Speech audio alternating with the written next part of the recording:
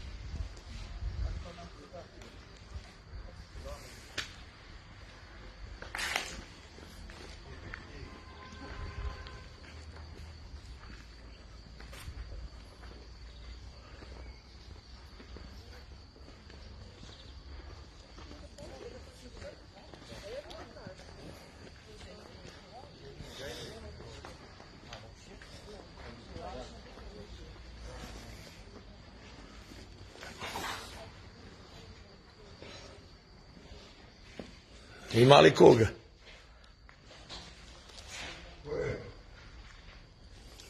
Cetinjanin.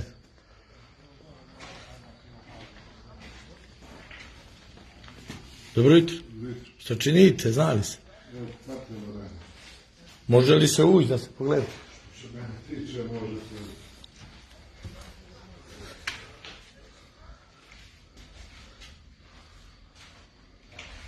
Samo ovdje ti plaća da se radi. Mogu naprijed još, jel? Mogu i naprijed tamo, da vidim.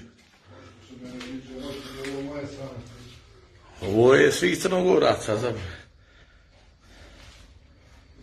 A imate za ovo, jel tako, dozvoli sve? A ne određujemo mi dozvole.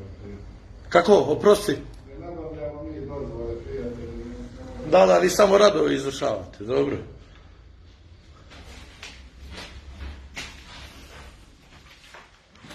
Uzdravlje.